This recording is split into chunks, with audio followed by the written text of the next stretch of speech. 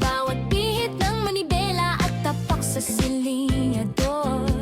Diyan nasusubok ang tunay mong pormasyon. Hindi ito karera ng sikat o ng mayabang. Ang kalsada'y para sa lahat, hindi mo personal na libangan. Huwag pairali ng init ng ulo kapag may sumingit. Ang trapiko ay hindi laro ng gantihan at galit. Kung siksikan ng daan, matutong magbigay. Ang pagiging swapang sa disgrasya kadalasang bumabaybay. Sundin ang batas, hindi kapag may huli lang at nakabantay. Ang pulang ilaw ay hinto, hindi hudyat para makipagsabayan.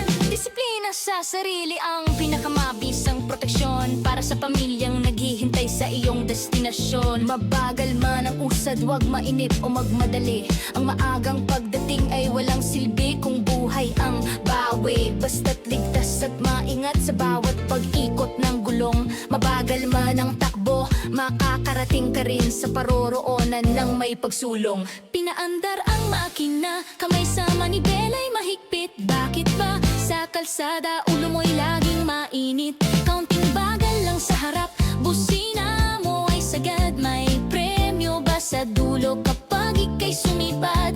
Hindi mo paari ang daan, wag kang masyadong swapang. Ang mga guhit at linya, hindi iyan disenyo lang. Ilaw na pula'y hinahabol, batas na piko'y nailalapastangan. Disiplina'y nawawala kapag manibela na ang tangan. Hinay-hinay lang kaibigan, hindi ito paligsahan. Walang medalyang naghihintay sa dulo ng lansangan. Matutong magbigay sa kapwa mo manlalakbay, dahil ang iisang pagkakamali pwedeng buhay ang iyalay. Mag-ingat ka palagi, may pamilyang sa iyo'y nag-aabang. Kahit mabagal ang usad, siguradong may patutunguhan.